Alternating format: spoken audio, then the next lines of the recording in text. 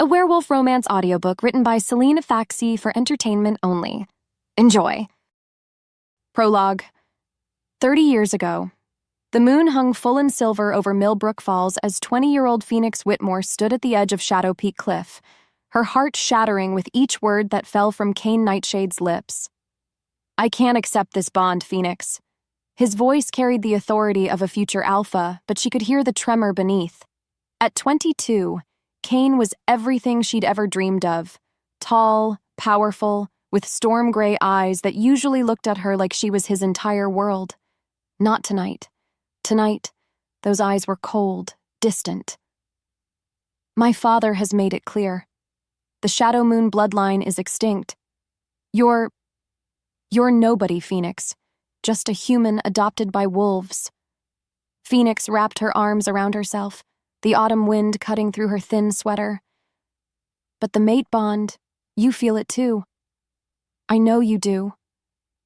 Kane's jaw tightened, and for a moment, she saw pain flicker across his features. Then the mask was back in place. "What I feel doesn't matter. I have duties to my pack. I need a mate who can strengthen our bloodline, not weaken it."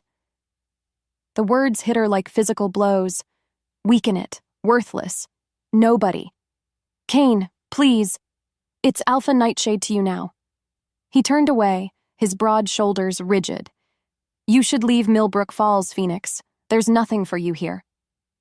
Phoenix closed her eyes, feeling the mate bond between them, that golden thread of destiny, begin to fray and tear.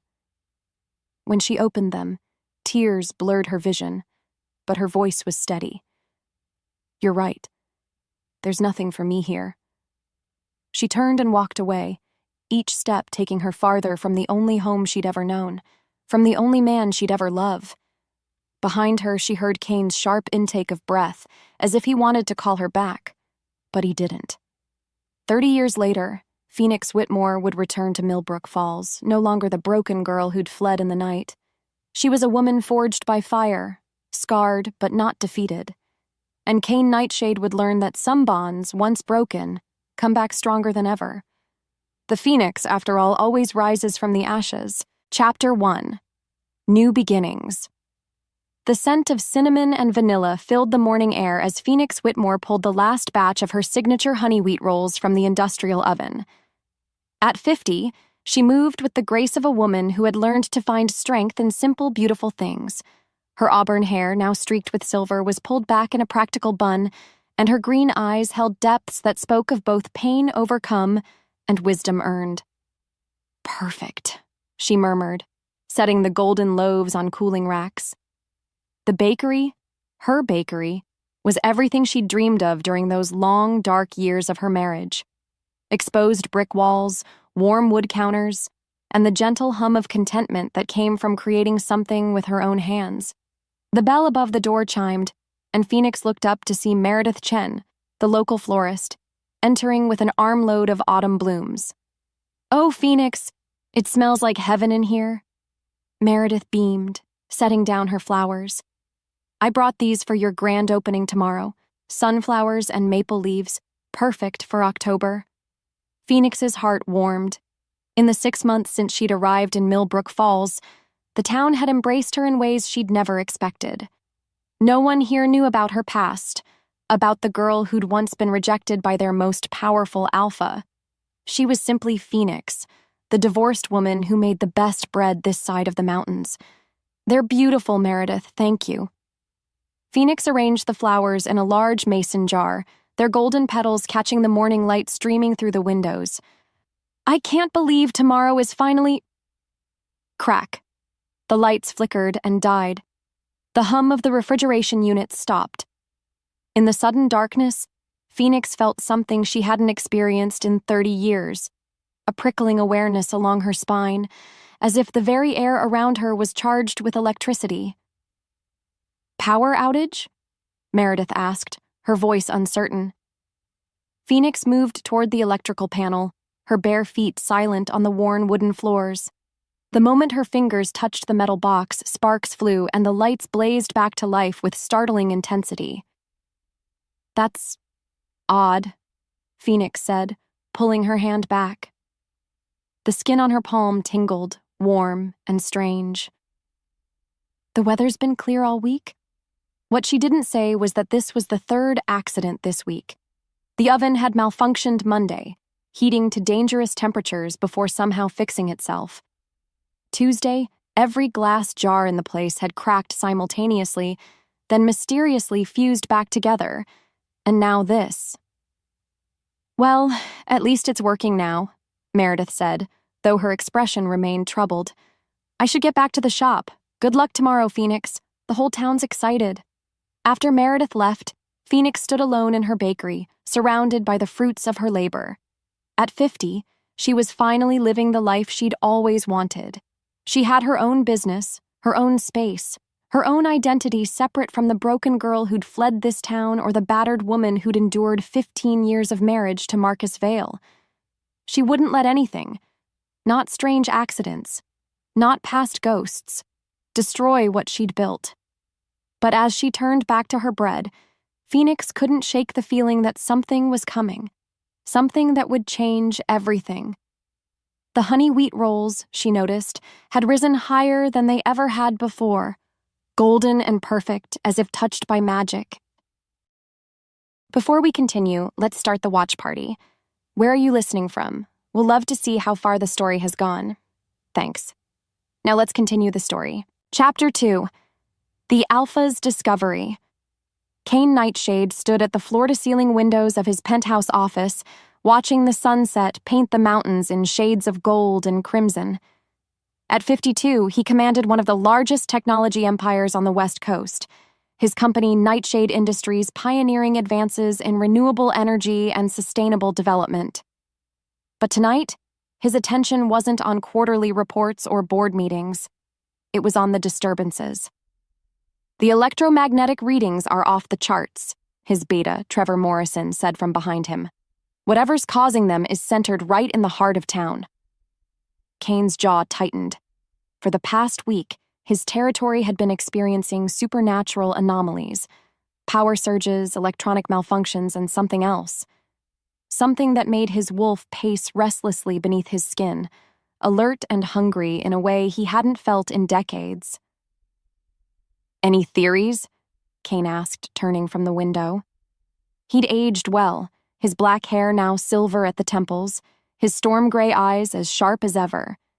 The years had carved lines around his mouth and eyes, but they only added to the authority he wore like a second skin. "None that makes sense," Trevor admitted. "The readings suggest some kind of awakening, but that's impossible. There haven't been any supernatural births in the territory for years." Kane nodded grimly. His pack had been in decline for decades, the bloodlines thinning, the old magic fading. It was part of why he'd never taken a maid after he'd made the biggest mistake of his life 30 years ago. "I'll investigate personally," Kane said, reaching for his jacket. "If there's a supernatural threat in my territory, I need to assess it myself." "You want backup?" "No." Kane's voice brooked no argument. "If this is what I think it might be, I need to handle it alone." 15 minutes later, Kane's Tesla pulled up outside a small storefront with warm light spilling from its windows. The sign above the door read, "Rising Dough," in elegant script, and the scent that met him as he stepped from the car made his wolf whine with longing. Cinnamon, vanilla, and underneath it all, something that called to every instinct he possessed. The bell chimed as he pushed through the door, and Kane Nightshade, alpha of the Millbrook Pack Billionaire CEO, felt his carefully controlled world tilt on its axis. Phoenix. She stood behind the counter, her back to him as she cleaned the already spotless surface. 30 years had changed her. Her auburn hair was silvered now, her figure fuller, softer. But Kane would have known her anywhere. The way she moved, the tilt of her head, the scent that had haunted his dreams for 3 decades. His mate. Phoenix must have sensed his presence because she turned slowly, a polite smile on her lips that froze the moment she saw him. The cloth fell from her nerveless fingers. Kane. His name was barely a whisper. Phoenix. He couldn't seem to move, couldn't seem to breathe. She was here. She was real. and the mate bond, which he'd thought broken beyond repair, blazed to life between them like a wildfire. For a long moment, they simply stared at each other across the space of years and pain and regret. Phoenix's green eyes, once so trusting, were guarded now, wary. But beneath the wariness, Kane saw something that made his heart race. Recognition. Need. The same desperate longing that was tearing him apart. "What are you doing here?" she asked, her voice carefully neutral. "This is my territory," Kane said, then immediately cursed himself for the arrogance in his tone. "I mean, there have been some unusual incidents. I came to investigate." Phoenix's face went carefully blank. "Unusual incidents?" "Power fluctuations. Electromagnetic disturbances." Kane took a step closer, his wolf surging with the need to touch her, to confirm she was real. "They seem to be centered here. I wouldn't know anything about that." But Phoenix's hand moved unconsciously to her throat, and Kane caught the lie easily. She'd always been a terrible liar. Phoenix. Her name felt like a prayer on his lips. "I can't believe you're here, after all these years." 30 years, she said sharply. 30 years, Kane. I built a life. I moved on." The words hit him like a physical blow, but Kane forced himself to remain steady. "Did you? Move on?" Phoenix's eyes flashed, and for a moment the careful mask slipped. Kane saw pain there, deep and old, but also something else. Something that looked dangerously like the Phoenix he'd once known. Fierce, passionate, unbreakable, despite everything the world had thrown at her. "Yes," she said, lifting her chin. "I did. I had a life, a husband, a career. I don't need—" "Had?" Kane's wolf snarled at the word husband, but he focused on the past tense. "You're not married now? Not that it's any of your business."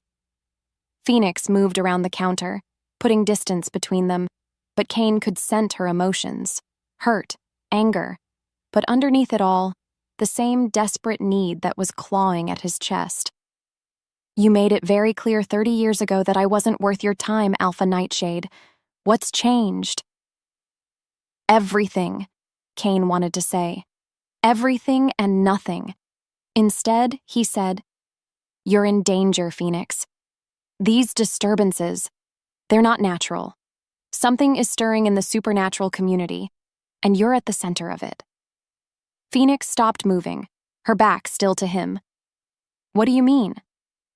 "The readings suggest a powerful supernatural awakening, the kind that happens when dormant bloodlines activate." Kane stepped closer, close enough to feel the warmth radiating from her skin. "Tell me, Phoenix. Have there been any accidents lately? Unexplained incidents?" Her shoulders tensed. "I don't know what you're talking about." "The lights, the equipment malfunctions, things that shouldn't be possible but somehow fix themselves." Kane's voice gentled. "Phoenix, look at me." She turned slowly, and Kane felt his breath catch at the vulnerability in her eyes. Despite everything, despite 30 years and all the walls she'd built, she was still his Phoenix underneath it all. "Whatever's happening to you," Kane said quietly, "you don't have to face it alone." Phoenix's laugh was bitter. "Alone? Kane, I've been alone for 30 years, since the night you told me I was nobody, that I would weaken your precious bloodline." Her voice cracked slightly. "So forgive me if I'm not particularly interested in your protection now." The words hit Kane like a knife to the chest. He'd replayed that night 1,000 times, hated himself for the choice he'd made, the pain he'd caused. But seeing it reflected in Phoenix's eyes now, seeing how deeply he'd wounded her. "Phoenix, No." She held up a hand, and Kane saw it tremble slightly. "Whatever this is, whatever you think is happening, I can handle it myself. I've been handling things myself for a very long time."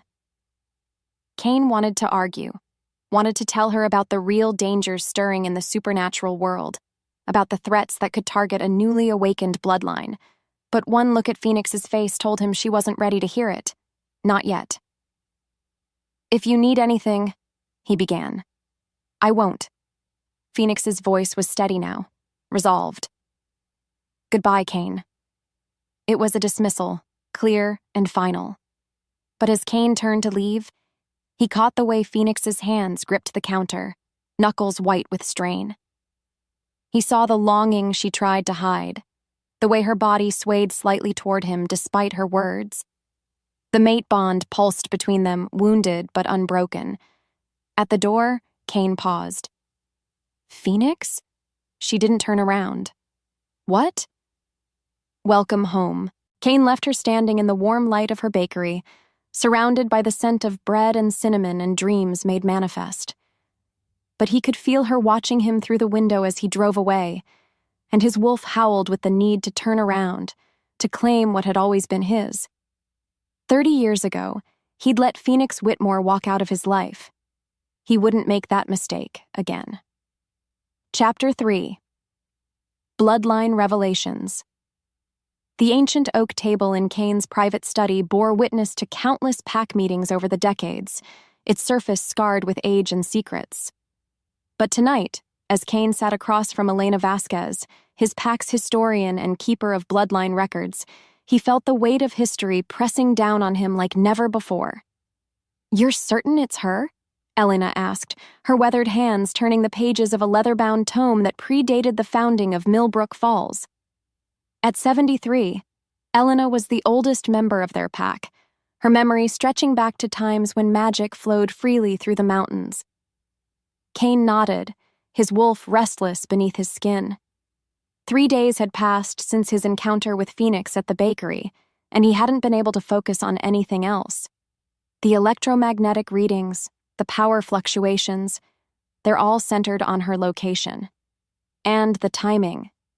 He ran a hand through his hair. "Elena, she's been back in town for 6 months. That's exactly when the disturbances started." "Interesting." Elena pulled out a magnifying glass, studying symbols that looked more like art than language.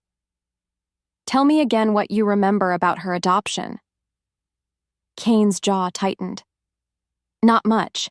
She was found as a baby after a car accident. Both parents dead. The Whitmores took her in, raised her as their own." He paused, shame burning in his throat. "My father always said her bloodline was extinct, that she was fully human." "Your father," Elena said carefully, "was a good alpha. But he was also a man of his time, traditional, set in old ways." She turned another page, and Kane saw her intake of breath. "Kane, look at this." He leaned forward as Elena pointed to an illustration of a woman with long auburn hair, her hands raised toward the sky as golden light poured from her palms. Around her, wolves bowed in reverence, and above her head, the phases of the moon formed a crown. "This is Lyra Shadowmoon," Elena said quietly. "The last known alpha of the Shadowmoon bloodline. She disappeared 48 years ago, along with her mate and unborn child." Kane felt his blood turn to ice. 48 years ago. Phoenix is 50. The timing fits. Elena turned the page, revealing more text in the ancient script. According to these records, Lyra was pregnant when the Shadowmoon territory was attacked by a coalition of rival packs. They feared her power, claimed she was growing too strong, threatening the natural order. "What happened?" Elena's voice grew somber. "Lyra and her mate fled, but their car was found at the bottom of Raven's Gorge. Both bodies recovered. The child was never found." Kane's mind raced. Raven's Gorge was less than 50 miles from where Phoenix had been discovered as a baby. "You think they staged their deaths? Hide the child?" "I think," Elena said, closing the book with reverent care, "that Lyra Shadowmoon loved her daughter more than her own life, and that she made the ultimate sacrifice to keep that child safe." Kane stood abruptly, pacing to the window that overlooked the town below. Somewhere down there, Phoenix was living her quiet life, unaware that she was the heir to one of the most powerful bloodlines in supernatural history. "The Shadow Moon line wasn't extinct," he said, the words tasting like ash in his mouth. "She wasn't nobody. She was—" He couldn't finish the sentence. "Royalty," Elena said simply. "Alpha royalty, with power that could reshape the supernatural world." Cain, the Shadow Moon bloodline, was legendary for their ability to heal, to protect, to bind supernatural creatures to their will through love rather than fear. They were the peacekeepers, the bridge between all supernatural communities. Cain closed his eyes, remembering Phoenix's face that night 30 years ago. The hurt in her eyes when he'd called her nobody. The way she'd held her head high even as her world crumbled around her. "My father knew," he said suddenly. He had to have known. The investigation, the adoption records. He would have seen them all. "Perhaps," Elena said carefully, "your father thought he was protecting the pack. The Shadow Moon bloodline comes with great power, but also great responsibility. And great danger." Cain turned back to face her. "What do you mean?" Elena reopened the book, flipping to a page covered with dark symbols that seemed to writhe in the lamplight. The reason the other packs feared the Shadow Moons wasn't just their power. It was their role as the balance keepers. They were charged with maintaining the barriers between our world and the Shadow Realm, keeping the dark entities at bay. Shadow Realm? A place of exile for supernatural beings who've been corrupted by dark magic. For centuries, the Shadow Moon bloodline has kept them locked away, but without an active heir. Elena's voice trailed off. Cain felt dread settling in his stomach.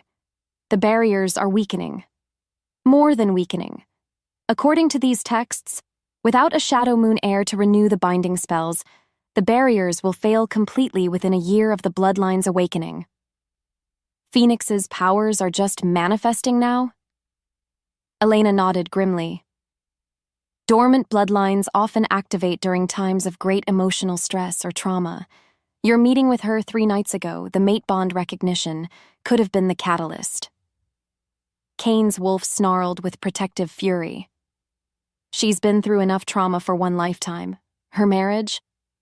He'd done some discreet investigating over the past few days. What he'd learned about Marcus Vale made him want to hunt the man down and tear him apart with his bare hands. Cain. Elena's voice was gentle but firm. You need to tell her the truth, about her heritage, about the dangers she's facing, about why she needs to embrace her powers. She won't listen to me. Cain's voice was rough with pain. She told me she moved on, built a life without me. Did she? Elena asked knowingly. Because from what I hear around town, Phoenix Whitmore has been very careful to avoid any mention of her past. She's never spoken about her ex-husband, never explained why she came to Millbrook Falls. People just assumed she wanted privacy. Cain looked at her sharply. What are you saying? I'm saying that a woman who's truly moved on doesn't choose to rebuild her life in the exact same town where her heart was broken. Elena stood, gathering her books. She came home, Cain. The question is, are you brave enough to fight for her this time? As Elena left him alone with his thoughts, Cain stared out at the town below. Somewhere out there, Phoenix was sleeping, unaware that she carried the hopes and fears of the entire supernatural community on her shoulders. 30 years ago, he'd failed her because he'd been young and afraid and too concerned with duty to trust his heart. He wouldn't fail her again. Not when the stakes were this high. Not when she needed him most. Not when he finally had the chance to prove that some bonds are strong enough to survive anything, even his own stupidity. Cain reached for his phone. It was time to assemble his pack, time to prepare for war. Because if the Shadow Realm barriers were failing, that meant their enemies already knew Phoenix was alive. And they would come for her soon. Chapter 4. The supernatural war begins. Phoenix jerked awake at 3:17 a.m., her heart hammering against her ribs. The darkness of her small apartment above the bakery felt oppressive, wrong somehow, as if shadows were moving where they shouldn't. She sat up in bed, straining her ears, but heard only the familiar sounds of the town at night, distant traffic, the hum of streetlights. Then she saw her hands.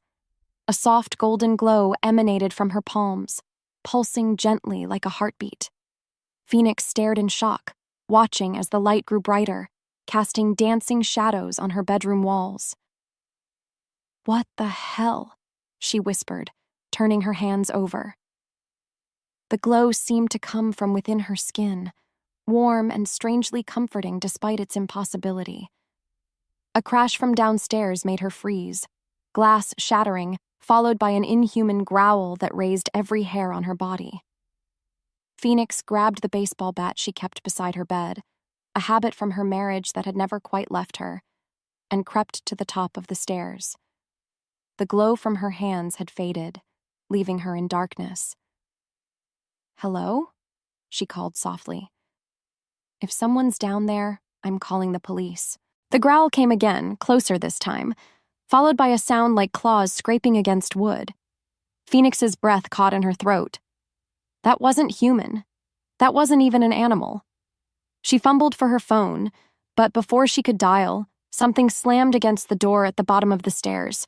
The wood splintered, another impact, and she heard the lock give way. Phoenix backed toward her bedroom, bat raised, as heavy footsteps, too heavy, too deliberate, climbed the stairs. In the darkness, she caught glimpses of something wrong. Eyes that glowed red, skin that seemed to absorb light rather than reflect it, claws that scraped against the walls as it moved. "Phoenix Shadow Moon," it said, and its voice was like broken glass. "We have been waiting so long for you to awaken." Shadow Moon? Phoenix's mind reeled, but there was no time to process. The thing, whatever it was, lunged at her with inhuman speed. Phoenix swung the bat with all her strength. It connected with a wet thud, but the creature barely staggered. Claws raked across her arm, drawing blood, and Phoenix screamed as much from terror as pain. The sound of her scream seemed to trigger something inside her. The golden light blazed from her hands again, but this time it was blinding, protective. The creature shrieked and stumbled backward, its form seeming to waver in the light. "Impossible!" it hissed. "The bloodline was extinct. The barriers should have fallen years ago." Phoenix didn't understand what it meant, but she could see her light was hurting it somehow. She pressed forward, raising her hands, letting the glow pour from her like water. The creature fled, crashing through her bedroom window in its haste to escape. Phoenix stood shaking in her ruined apartment, golden light still streaming from her palms, trying to process what had just happened. The baseball bat fell from nerveless fingers as reality hit her. She wasn't human. She'd never been human. And something had been hunting her. The sound of footsteps on the stairs made her whirl around, light blazing brighter, ready to defend herself again. But the voice that called her name was achingly familiar. "Phoenix, are you hurt?" Kane appeared at the top of the stairs, and Phoenix had never been so glad to see anyone in her life. His storm gray eyes took in the destruction, the broken window, the blood on her arm, and his expression went deadly. "What happened?" he demanded, crossing to her in 2 quick strides. His hands hovered over her injured arm, not quite touching. "I felt your terror through the bond. I've never driven so fast in my life." "The bond?" Phoenix stared at him, her mind struggling to catch up. "Kane, there was something here. Something not human. It called me." She swallowed hard. "It called me Shadow Moon." Kane went very still. "Show me your hands." Phoenix looked down, realizing the golden glow was still there, softer now, but unmistakable. Kane's breath caught. "How long has this been happening?" "Tonight? Just tonight?" Phoenix's voice cracked. "Kane, what's happening to me? What am I?" Before Kane could answer, the sound of breaking glass came from downstairs. Then another crash and another. Phoenix heard inhuman voices, multiple creatures now, and her blood turned to ice. "They're not alone," Kane said grimly. He pulled out his phone, typing rapidly. My pack is 5 minutes out, but these things, Phoenix, they're Shadow Realm entities. They've been locked away for centuries. Why are they here? What do they want with me? Kane's eyes met hers, and she saw a mixture of protectiveness and ancient pain there. Because you're not just anybody, Phoenix. You're the last of the Shadow Moon bloodline, and your powers are the only thing that can send them back where they belong. More crashes from below, closer now. Phoenix could hear them moving through her bakery, destroying everything she'd worked so hard to build. I don't know how. Phoenix's voice rose in panic. Kane, I don't know what I'm doing. You do, Kane said firmly, cupping her face in his hands. You've always known, deep inside. The way you could always sense emotions. The way you could calm anyone just by being near them. The way you could make plants grow just by touching them. His thumbs brushed over her cheekbones. You're a healer, Phoenix. A protector. It's in your blood. The creatures were on the stairs now. Phoenix could hear their claws against the wood, their inhuman voices growing excited as they sensed their prey was trapped. Kane! Trust me, he said. And then he was changing, his human form dissolving into something magnificent and terrible. Kane's wolf was massive, black as midnight with silver eyes that glowed in the darkness. He positioned himself between Phoenix and the stairs. A living shield. The first creature appeared at the top of the stairs, and Phoenix saw it clearly for the first time. It had been human once, she thought, but corruption had twisted it into something else. Its skin was mottled gray and black, its fingers ending in curved talons, its mouth full of 2 sharp teeth. Kane snarled and launched himself at the creature. They crashed together in a tangle of fur and claws, rolling across the floor, destroying what little furniture Phoenix owned. 2 more creatures appeared, and Phoenix knew Kane couldn't fight them all. The golden light poured from her hands without conscious thought, brighter than before, and this time she felt something else with it. Knowledge. Power. The understanding that flowed through her blood like a river. By the light of the moon, by the power of the ancient bonds, she heard herself saying, words in a language she didn't know she knew. I bind you back to shadow. I cast you from this realm. The creatures screamed as her light touched them. Their forms began to waver, becoming translucent. Impossible, one of them hissed. The shadow moon line is broken. The air is dead. The air, Phoenix said, and her voice rang with newfound authority, is very much alive. She raised both hands, golden light streaming from her like sunlight, and spoke the binding words that came to her as naturally as breathing. The creatures dissolved like mist, their screams echoing as they were pulled back to whatever dark place they'd escaped from. In the sudden silence, Kane changed back to human form, naked and magnificent, and staring at her with something like awe. Phoenix, he said quietly. Do you understand what just happened? Phoenix looked around at her destroyed apartment, at the scorch marks on the walls where her light had blazed, at the man who had just risked his life to protect her. I think, she said carefully, I'm not who I thought I was. Kane nodded slowly. No, you're so much more. The sound of vehicles arriving outside made them both look toward the broken window. Kane's pack, Phoenix realized, coming to help fight a battle that was already over. But as Kane began to explain about her heritage, about her parents and the powers she'd inherited, Phoenix couldn't shake the feeling that this was just the beginning. The creatures had found her. They knew she was alive, and they would be back. Chapter 5. Seduction and Walls. 2 weeks after the Shadow Realm attack, Phoenix's life had taken on a surreal quality that she was still struggling to accept. By day, she ran her bakery, now reinforced with supernatural wards courtesy of Kane's pack historian. By night, she practiced controlling powers that still felt foreign and overwhelming. And every morning, without fail, Kane Nightshade appeared at her door. You don't have to keep doing this, Phoenix said as Kane carried in a box of imported Belgian chocolate, his 3rd delivery this week.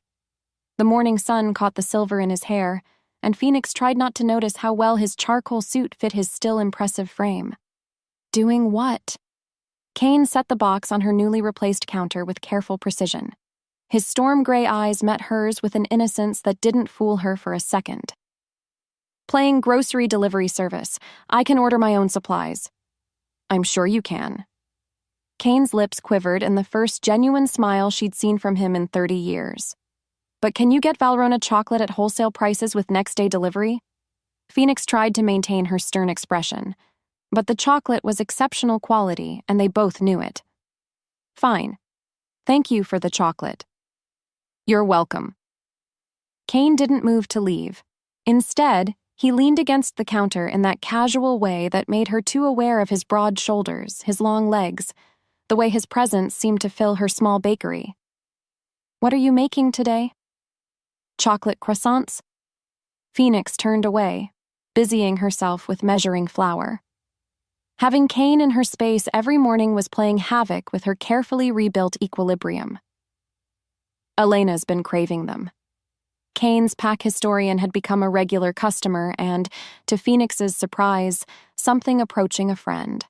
The older woman was helping Phoenix understand her heritage, teaching her the history she'd never known. She mentioned you've been having trouble with the ward spells, Kane said carefully. Phoenix's hand stilled on the measuring cup. The barriers are holding. No more shadow creatures. That's not what I meant. Phoenix knew exactly what he meant. The protective wards around her building required her power to maintain them, and channeling that much energy was exhausting. She'd been losing weight, sleeping poorly, fighting constant headaches. I'm fine. Phoenix. Kane's voice carried that note of alpha authority that made her wolf. When had she started thinking of it as her wolf? Want to submit. You're burning yourself out. Let me help. How?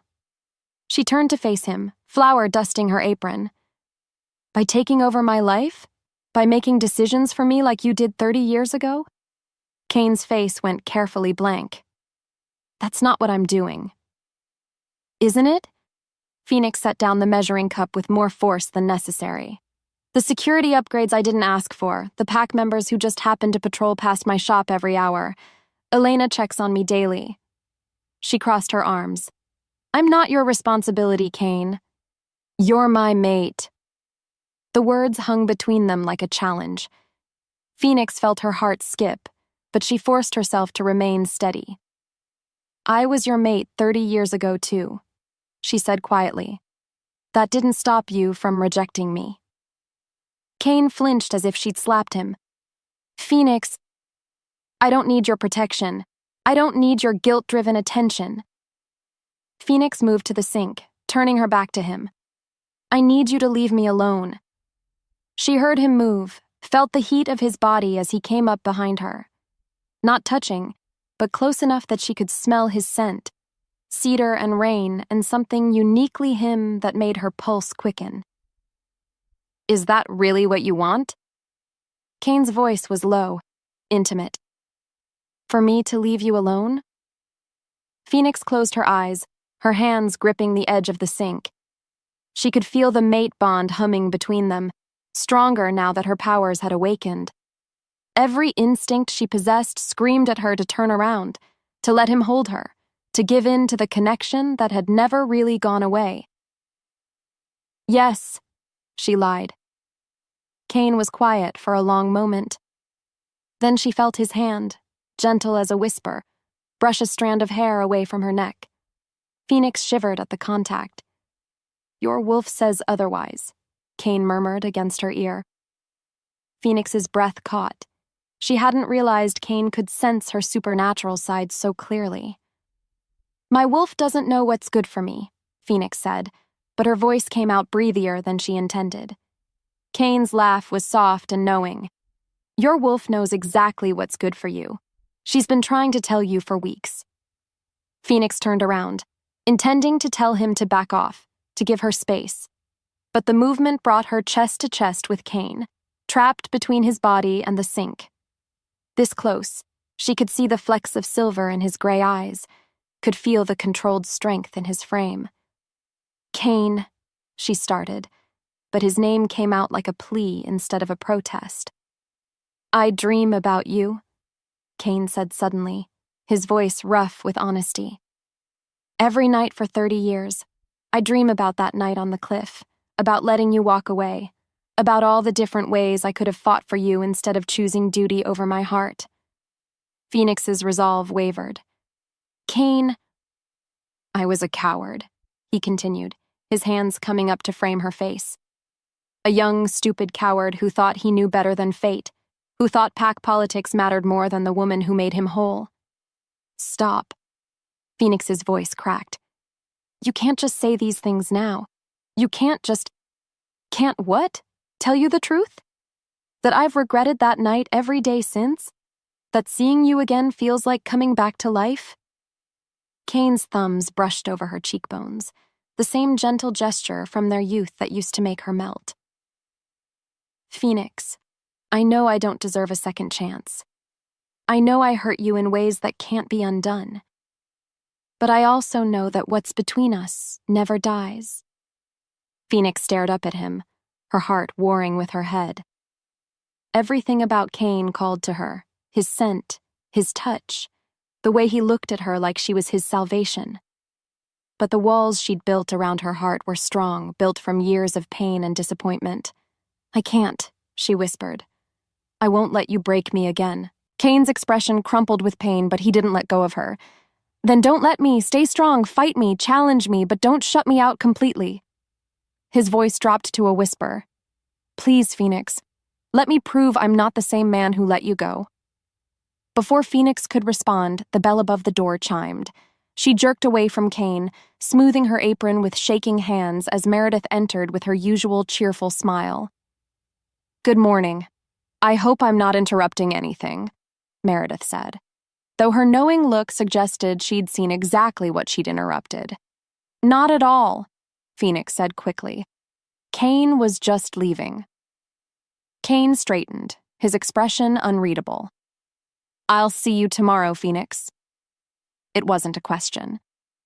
After he left, Phoenix tried to focus on her baking, but her hands trembled as she worked the dough for her croissants.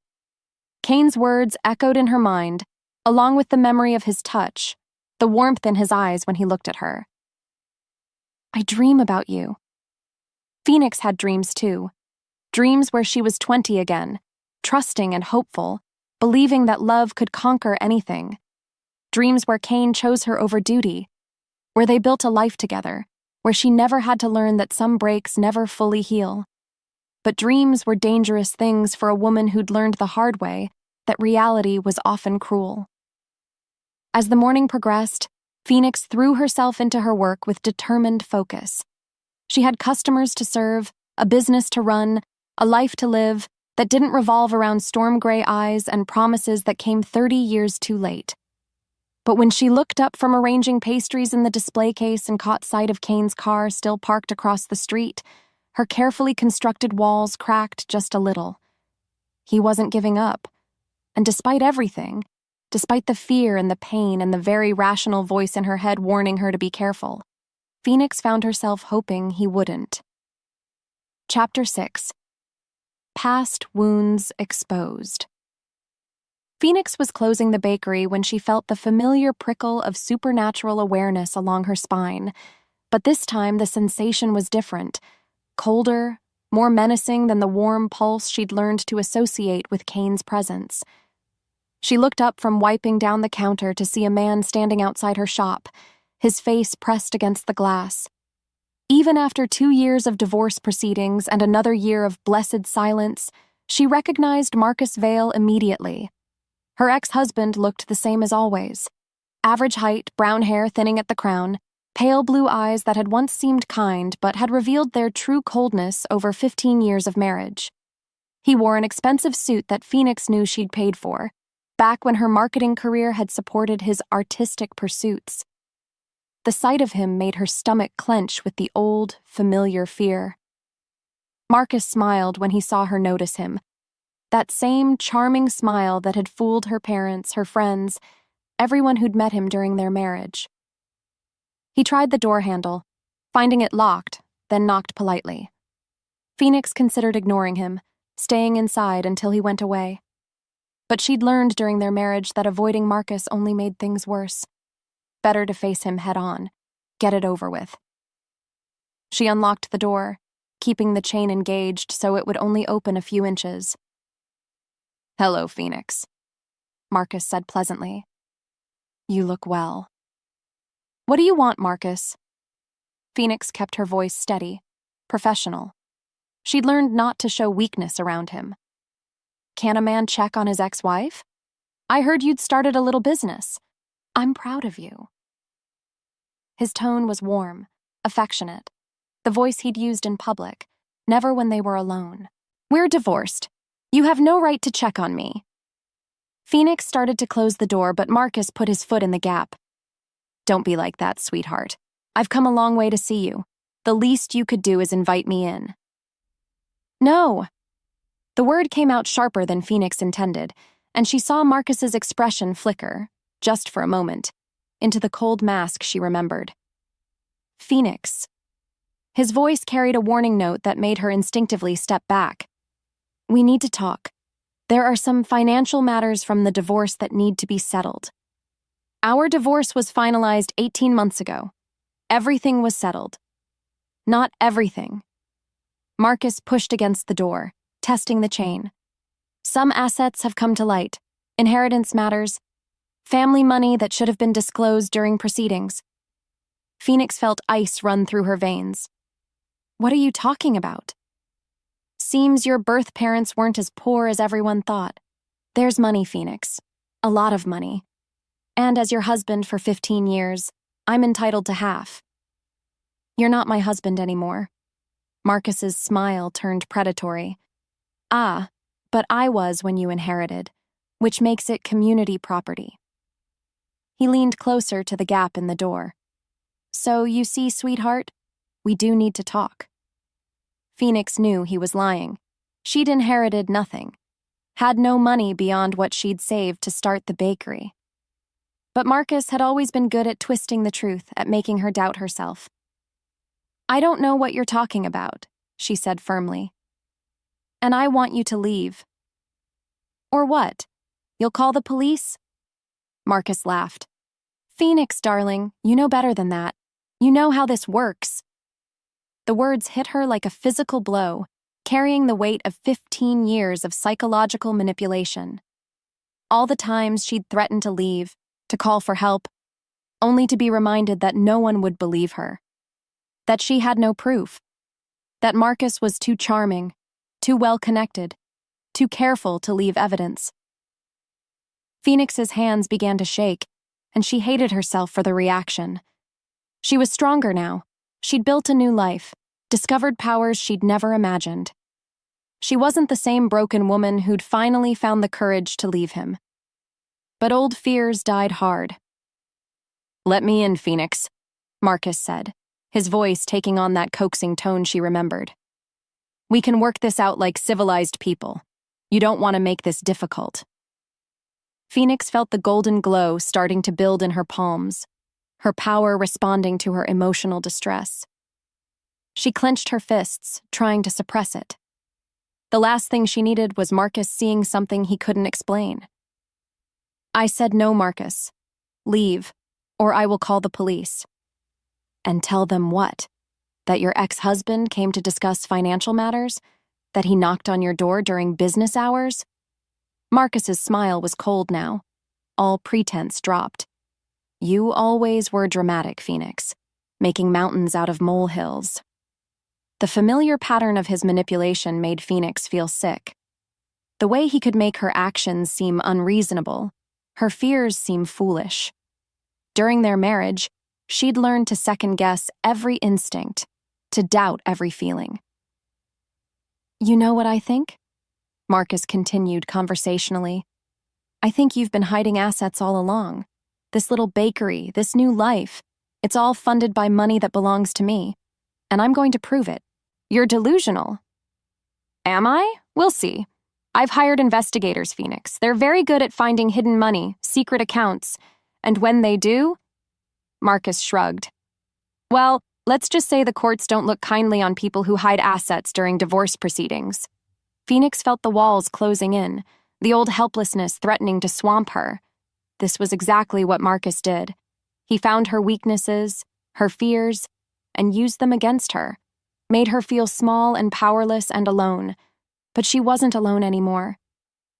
The thought came with a sudden surge of warmth, and Phoenix realized Kane's scent was growing stronger in the air. His car pulled up to the curb just as Marcus turned to see what had caught her attention. Kane emerged from the driver's seat with predatory grace, and Phoenix saw him take in the scene. Marcus at her door, her obvious distress, the way she was holding herself like she expected to be struck. Kane's expression went deadly. "Is there a problem here?" Kane's voice was deceptively calm as he approached, but Phoenix could see the tension in his shoulders, the way his hands flexed at his sides. Marcus turned with his practiced charm on full display. "No problem at all.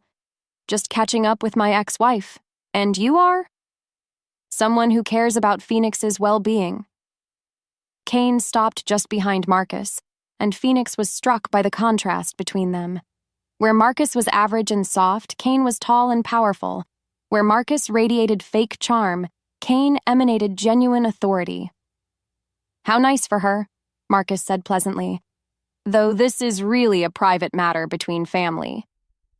"Ex-family," Kane corrected, and there was steel in his voice now. "Which means you have no business here."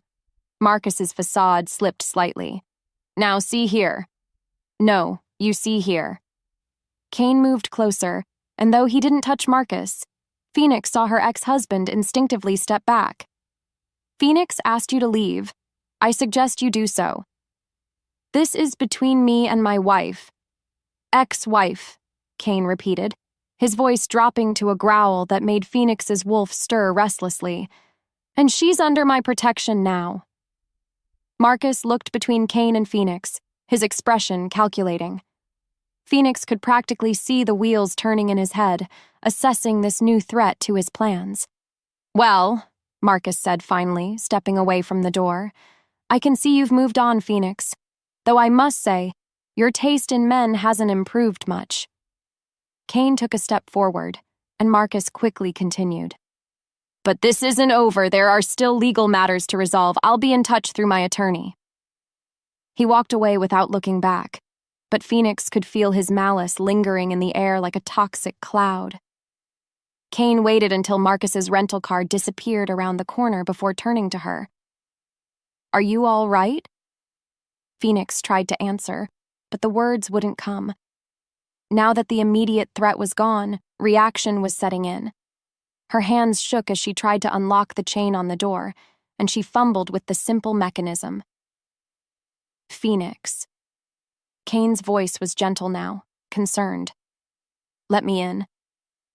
She managed to get the chain unhooked and stepped back as Kane entered.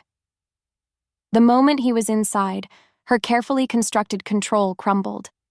She wrapped her arms around herself, fighting back tears of frustration and old fear.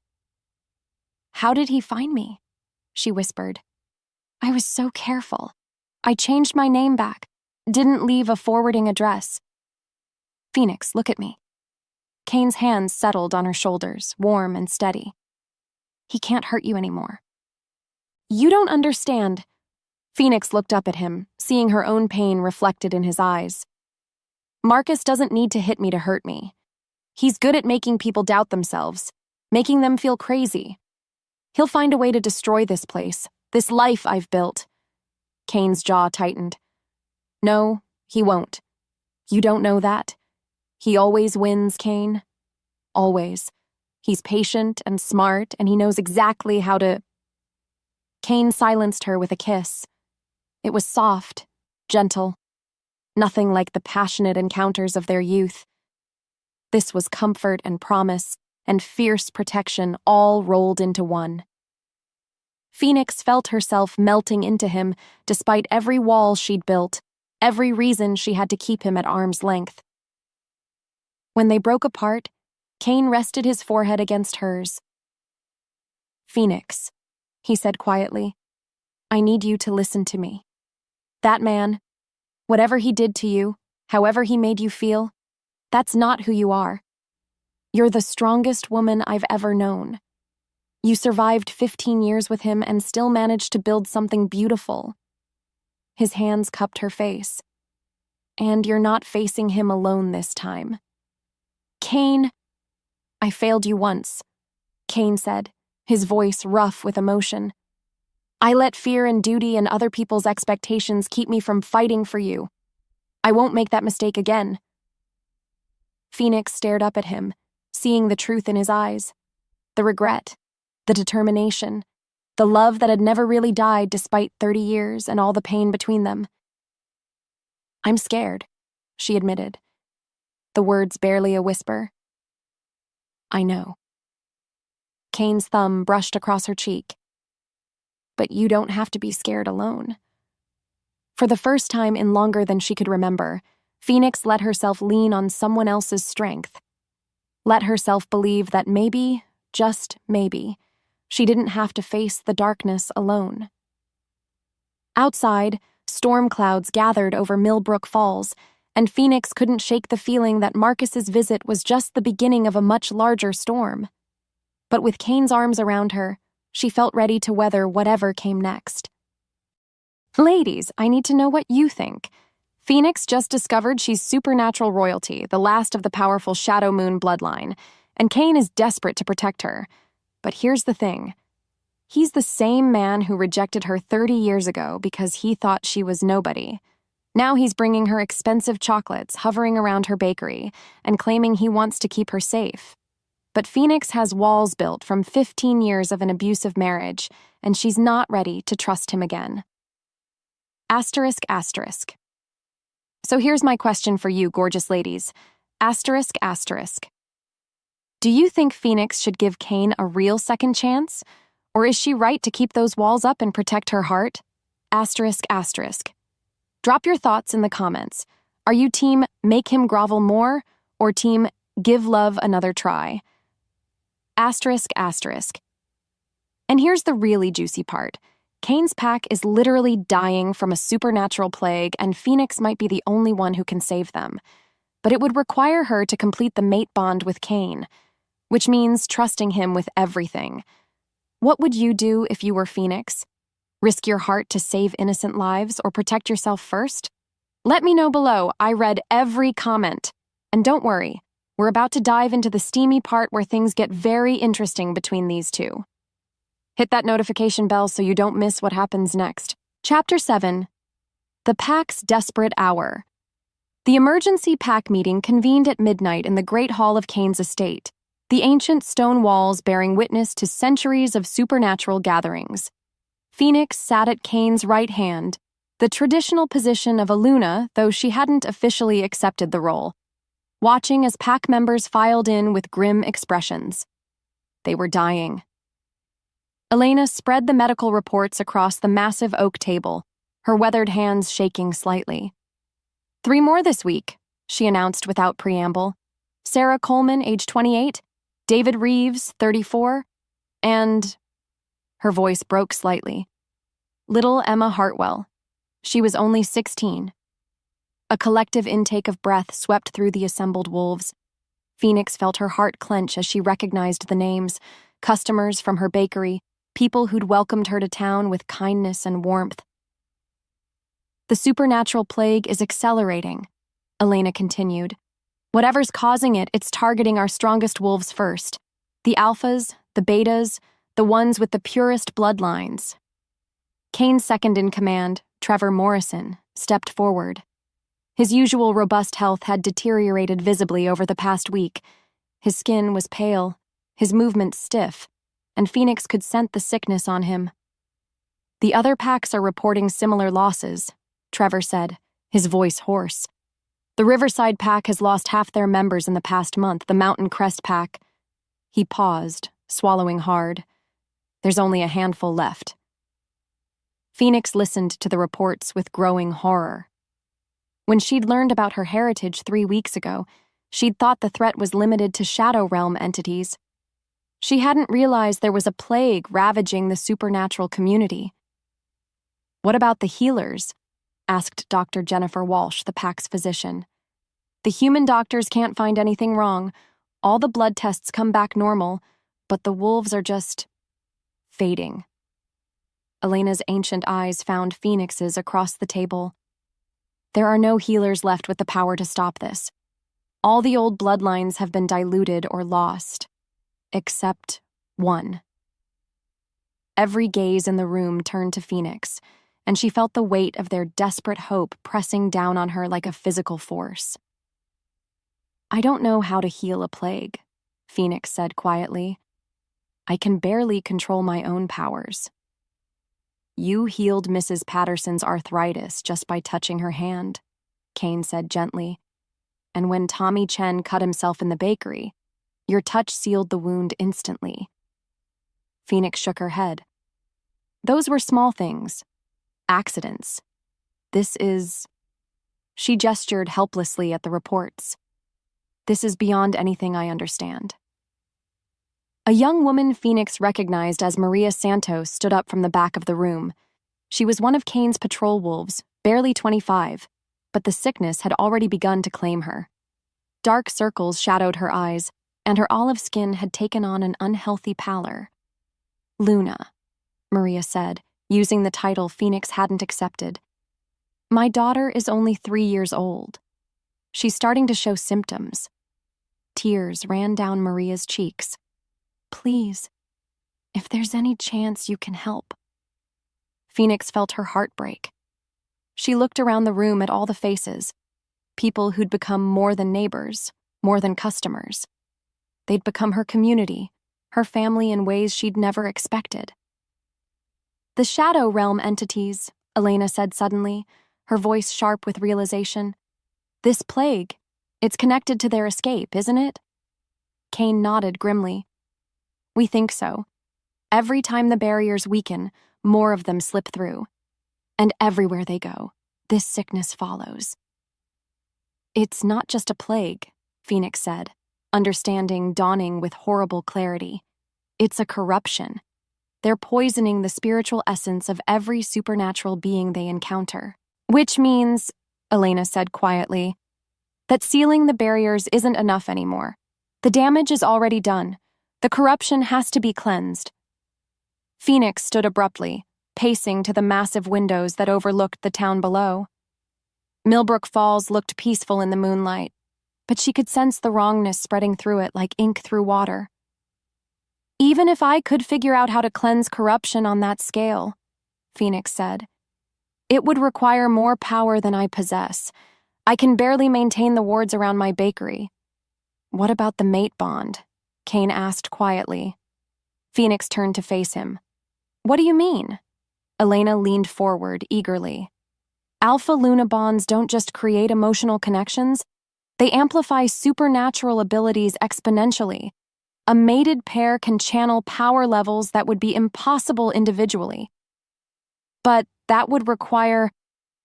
Phoenix's voice trailed off as the implications hit her. A complete bond, Kane finished. Not just acknowledgement, not just acceptance. A true mating, body and soul. The room fell silent as everyone processed this. Phoenix felt her cheeks burn as she realized what they were discussing so clinically. Not just her relationship with Kane, but the most intimate expression of it. I need time to think, Phoenix said finally. Time is what we don't have, Trevor said, swaying slightly on his feet. The corruption is spreading faster every day. At this rate, we have maybe a week before it claims the entire pack. Phoenix closed her eyes, feeling the weight of an entire species resting on her shoulders. She'd spent 30 years believing she was nobody special, just a human who'd been adopted by wolves. Now she was being asked to save everyone. There's something else, Elena said reluctantly. The historical record suggests that channeling that level of power, it's dangerous for the Luna. The Shadow Moon bloodline was powerful, but it came with a cost. Several historical Lunas died attempting large-scale healings. Kane went rigid. Absolutely not. Kane, Phoenix started. No! Kane's voice carried absolute authority. I won't lose you again. There has to be another way. What if there isn't? Phoenix asked quietly. What if this is why I survived? Why I was hidden all those years? Maybe this is what I was meant to do. Kane crossed to her in 2 quick strides, grasping her hands in his. You were meant to be loved, to be cherished, to live a full life, not sacrifice yourself for prophecy or duty or pack loyalty. Phoenix interrupted, her voice sharp. Isn't that exactly what you chose 30 years ago? Duty over love? The words hit Kane like a physical blow, and Phoenix immediately regretted them. But the damage was done. That's different, Kane said hoarsely. Is it? You chose your pack's expectations over our bond then. Now you're choosing your fear of losing me over the pack's survival. Phoenix pulled her hands free. Maybe we're both exactly who we've always been. The pack members shifted uncomfortably as their alpha and potential Luna faced off, old wounds tearing open in front of everyone. Phoenix, please, Kane said. We'll find another way. I'll contact every supernatural researcher, every remaining healer. There has to be... There isn't. Phoenix's voice was steady now, resolved. Elena's already checked. I'm the last one, Kane. The only one with enough power to even attempt this. She looked around the room at the faces of people she'd grown to care about. Maria, clutching a photo of her daughter. Trevor, fighting to stay upright despite his illness. Dr. Walsh, whose own husband was showing early symptoms. I need to think, Phoenix said again. Give me until tomorrow night. I'll have an answer then. As the pack members filed out, casting worried glances back at her, Phoenix felt the familiar isolation settling over her shoulders like a shroud. Once again, she was facing an impossible choice with no good options, but this time, she wouldn't have to face it alone. This time, she had Kane. If she was brave enough to trust him, if he was brave enough to let her choose her own path, even if it led to heartbreak. As Kane approached her cautiously, Phoenix realized that everything, their past, their future, the survival of everyone she'd grown to love, hung in the balance. Tomorrow night, she would have to decide not just whether to risk everything for the pack, but whether to open her heart completely to the man who'd broken it 30 years ago, the man who might be her salvation, or her destruction. Chapter 8. Phoenix's Choice. Dawn was breaking over Millbrook Falls when Phoenix finally made her decision. She'd spent the night walking the empty streets, her mind churning through possibilities, consequences, and the weight of so many lives hanging in the balance. Now, as golden light painted the mountains, she stood at the same cliff where Kane had broken her heart 30 years ago. But she wasn't the same woman who'd fled in tears all those years ago. The sound of footsteps on the rocky path made her turn. Kane approached slowly, his face haggard with exhaustion and worry. He'd clearly spent the night searching for her. I figured I'd find you here, he said quietly, stopping a few feet away. Close enough to talk, but respecting the distance she'd maintained since their confrontation at the pack meeting. I used to come here when I was young, Phoenix said, looking out over the valley below. When the Whitmores fought, I felt like I didn't belong anywhere. This place always made me feel connected to something bigger than myself.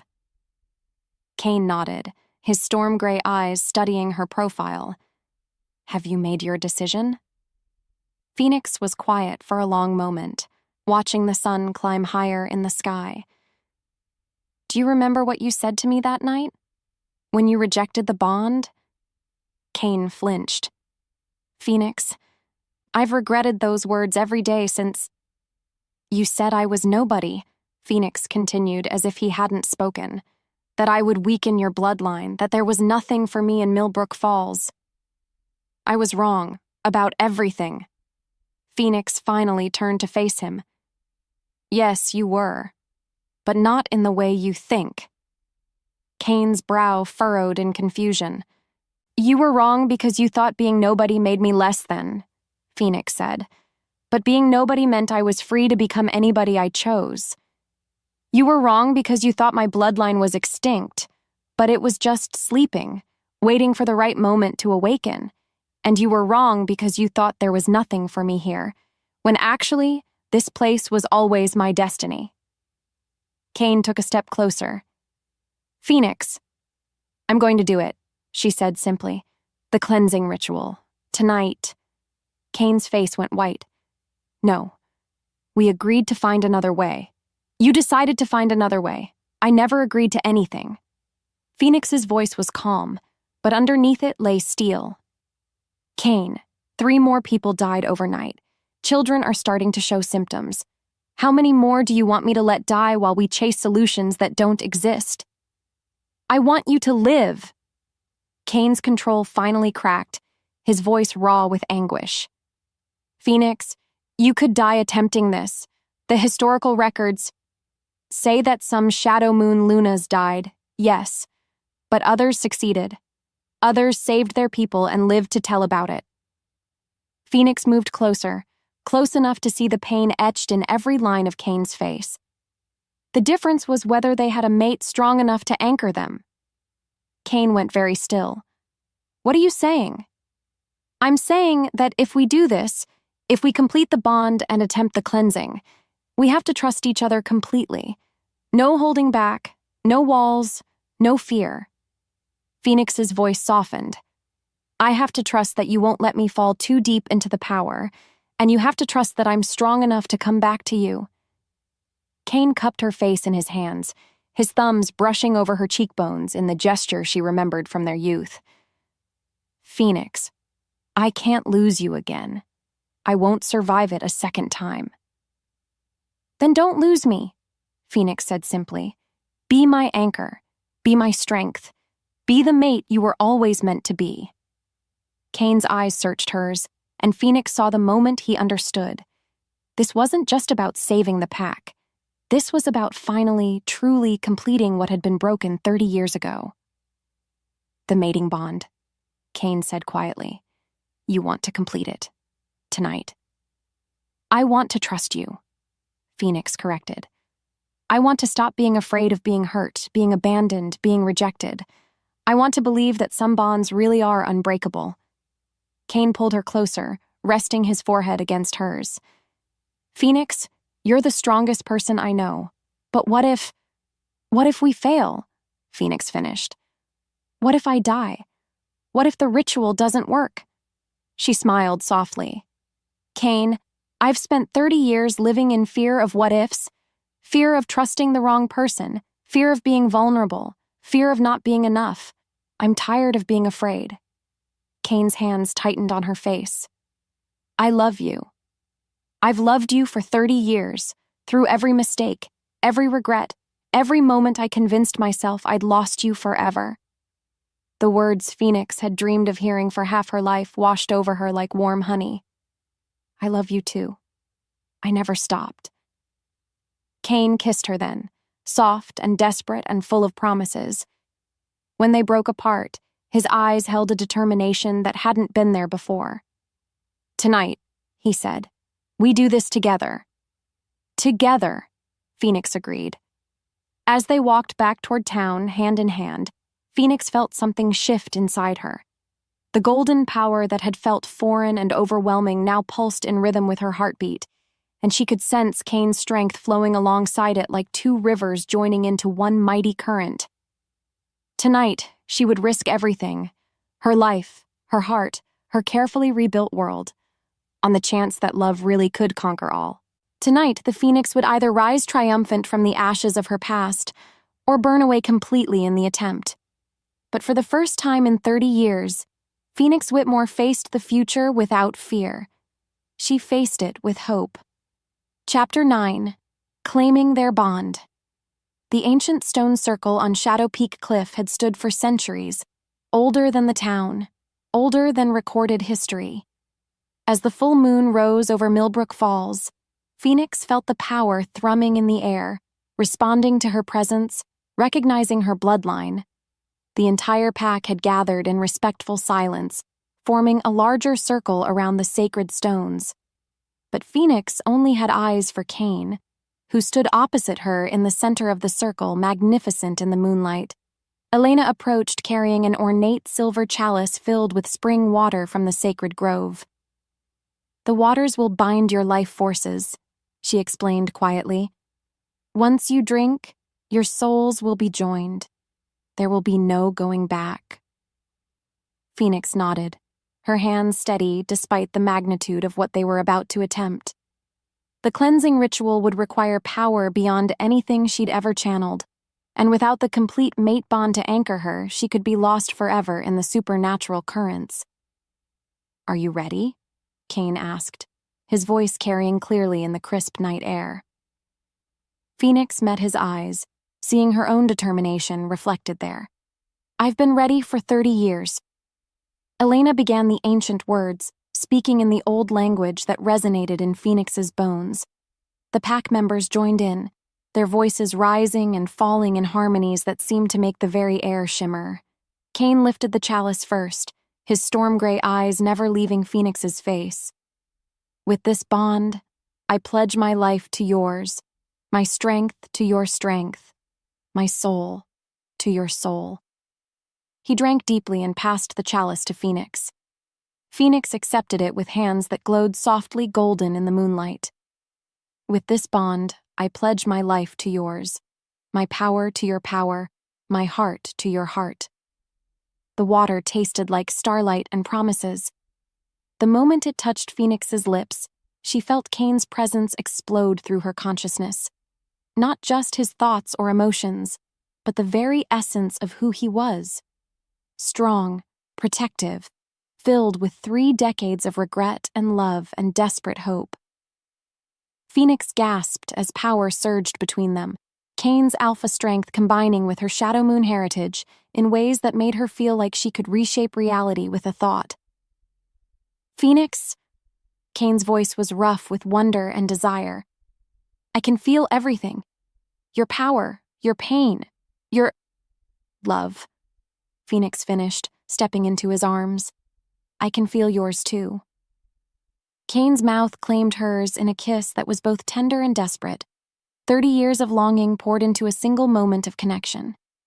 Phoenix could taste his soul, feel his wolf calling to hers, sense the exact moment when their bond sealed completely. Power exploded around them in a column of golden light that reached toward the stars. The pack members fell to their knees as the intensity washed over them, and Phoenix dimly heard Elena's voice raised in triumph. "The bond is sealed. The bloodlines are joined." But Phoenix was beyond hearing, lost in Kane's arms and the incredible sensation of being truly, completely known by another person. Every wall she'd built, every defense she'd constructed, melted away under the force of their connection. When the light faded and they broke apart, Phoenix felt fundamentally changed. She was still herself, but more, stronger, more confident, filled with a power that no longer felt foreign. "How do you feel?" Kane asked, his hands framing her face. "Complete," Phoenix said simply. A commotion at the edge of the circle drew their attention. Trevor had collapsed, his breathing labored, the corruption finally claiming him. Around the circle, other pack members were showing signs of distress as the plague accelerated. "The cleansing," Elena said urgently. "The bond is sealed, but the corruption is fighting back. If we're going to save them, it has to be now." Phoenix nodded, turning to face the valley below where the lights of Millbrook Falls twinkled in the darkness. She could sense the Shadow Realm corruption spreading like poison through the spiritual fabric of the town, growing stronger by the hour. "Stay with me," she said to Kane. "Always," he promised. Phoenix raised her hands toward the sky, feeling Kane's strength flowing through their bond, amplifying her own power exponentially. The golden light began slowly this time, building steadily as she reached deeper into her heritage than ever before. "By the power of the ancient bonds," Phoenix called, her voice carrying supernatural authority. "By the blood of the Shadow Moon line, by the strength of the true mate bond, I call upon the cleansing fire." Light poured from her like liquid sunlight, spreading out in all directions. Where it touched, the corruption withered and fled. Phoenix could feel the Shadow Realm entities screaming as they were pulled back into exile, their poison purged from the spiritual realm. But the effort was enormous, more than any one person should be able to sustain. Phoenix felt herself being pulled deeper into the power, losing her sense of individual identity in the vast currents of supernatural energy. Phoenix. Kane's voice reached her through their bond, strong and sure. Come back to me. She felt his hand in hers, anchoring her to the physical world, reminding her who she was beneath the cosmic forces she wielded. I'm here, she managed to respond, using their connection to stay grounded even as power continued to pour through her. The cleansing fire spread across the entire valley, touching every person, every building, every growing thing. Phoenix could feel the corruption being burned away, the spiritual poison neutralized, the natural order restored. When it was finally finished, Phoenix collapsed into Kane's arms, utterly drained but triumphant. Around the circle, pack members were stirring, color returning to their faces. The sickness that had been claiming them burned away by the cleansing fire. Trevor sat up slowly, his eyes bright and clear for the first time in weeks. Luna, he said, his voice filled with awe. You did it. You saved us all. Phoenix managed a tired smile. We did it, she corrected, squeezing Kane's hand. Without their mate bond, without his strength anchoring her, she would have been lost in the power forever. Elena approached with tears streaming down her weathered face. The corruption is gone, she confirmed. I can feel it. The spiritual realm is clean again. The barriers to the Shadow Realm are sealed stronger than ever. As word spread through the pack that the plague was ended, Phoenix found herself surrounded by grateful pack members. Maria Santos clutched her daughter, a healthy, laughing 3-year-old with bright eyes, and wept openly. Thank you, Maria whispered. Thank you for giving me back my child. Similar scenes played out around the circle as families reunited, as the reality of their salvation sank in. Phoenix had done more than heal them. She'd given them back their future. Kane helped Phoenix to her feet, steadying her when she swayed with exhaustion. Come on, he murmured against her ear. Let's go home. Home. The word sent warmth through Phoenix's chest that had nothing to do with her supernatural powers. As they descended from the cliff together, Phoenix felt the pack's love and gratitude flowing through the spiritual connections that bound them all. She was no longer an outsider, no longer the adopted human who didn't quite belong. She was their Luna, their protector, their salvation. But more importantly, she was Kane's mate, and he was hers. The Phoenix had risen from 30 years of ashes, and she was magnificent. Chapter 10. New Dawn. 6 months later, Phoenix stood in the doorway of her expanded bakery, watching the organized chaos of the morning rush with deep satisfaction. Rising Dough had become more than just a bakery. It was the heart of the supernatural community in Millbrook Falls, a place where wolves and humans mingled freely, where old feuds were forgotten over fresh coffee and warm pastries. Luna, the Mountain Pack delegation is here for their order, called Jessica Chen, Phoenix's new assistant manager. At 19, Jessica was one of the youngest pack members, bright and eager and completely devoted to Phoenix. Phoenix smiled, wiping flour from her hands as she approached the front counter. 3 wolves from the neighboring territory stood waiting, their formal postures relaxing as she approached. Alpha Morrison, Phoenix greeted the lead wolf warmly. Welcome back to Millbrook Falls. Luna Nightshade, Alpha Morrison replied with deep respect. The healing bread you prepared last month worked miracles for our injured pack members. We were hoping to place another order. Phoenix nodded, making notes on her order pad. Her reputation as a healer had spread throughout the supernatural community in the months since the cleansing. Other packs sought her help with everything from broken bones to spiritual corruption, and Phoenix had discovered that her power worked beautifully through the food she prepared with her own hands. The bell above the door chimed, and Phoenix looked up to see Kane entering with his usual morning smile. At 52, her mate was more handsome than ever, the stress lines around his eyes replaced by laugh lines earned through 6 months of genuine happiness. "Good morning, beautiful," Kane said, leaning across the counter to steal a quick kiss that still made Phoenix's heart flutter like a teenager's. "Good morning yourself," Phoenix replied, unable to keep the grin off her face. "You're early." Board meeting was canceled, something about the CEO being too happy to conduct serious business. Kane's eyes twinkled with mischief. Phoenix laughed, swatting at him with her order pad. In the months since their mating, Kane had systematically restructured Nightshade Industries to give him more flexibility. He'd promoted Trevor to chief operating officer and moved his own office to a building just 2 blocks from the bakery, claiming he needed to keep an eye on his Luna's expanding empire. "Speaking of which," Kane continued, pulling out his phone, "I have something to show you." Phoenix accepted the device, looking at the screen with growing excitement. It showed the architectural plans for a large building on the outskirts of town. "The Shadow Moon Healing Center?" Phoenix read aloud. "I bought the old Campbell estate," Kane explained. "Figured we could convert it into a proper healing facility. Somewhere PAC members from all over the region could come for treatment. Somewhere you could teach other healers what you've learned." Phoenix stared at the plans, tears pricking her eyes. The center would be everything she'd dreamed of. A place where she could use her gifts to help people on a larger scale, where she could honor her heritage while building something new. "Kane," she whispered. "This is incredible. There's more." Kane reached into his jacket pocket, pulling out a small velvet box that made Phoenix's breath catch.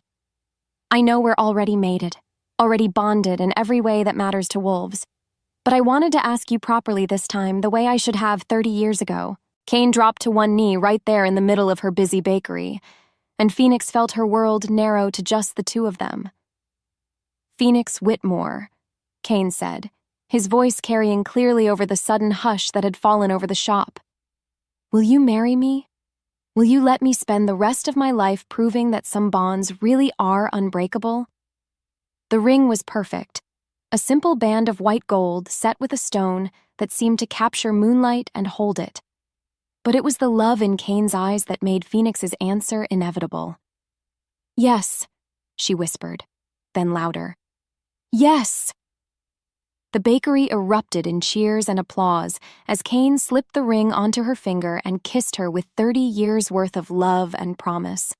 Phoenix could hear Jessica crying happy tears behind the counter, could sense the joy flowing through the pack bonds that connected them all. When they broke apart, both breathing hard, Phoenix rested her forehead against Kane's. "I love you," she said simply. "I love you too," Kane replied. "Forever, this time." As the celebration continued around them, Phoenix caught sight of her reflection in the bakery window. The woman looking back at her bore little resemblance to the broken girl who'd fled Millbrook Falls 30 years ago, or even the fearful divorcee who'd returned 6 months ago. This woman was confident, powerful, surrounded by love and purpose. She was Luna of the strongest pack in the region, healer to the supernatural community, successful businesswoman, and most importantly, the cherished mate of the man she'd loved since she was 20 years old. Phoenix Whitmore had risen from the ashes of her old life like the mythical bird she was named for, and she was magnificent. Outside, the sun climbed higher over Millbrook Falls, painting the mountains in shades of gold and promise. It was going to be a beautiful day. It was going to be a beautiful life. And this time, Phoenix wouldn't have to face any of it alone. The Phoenix had risen, and she was finally, truly, home. The end.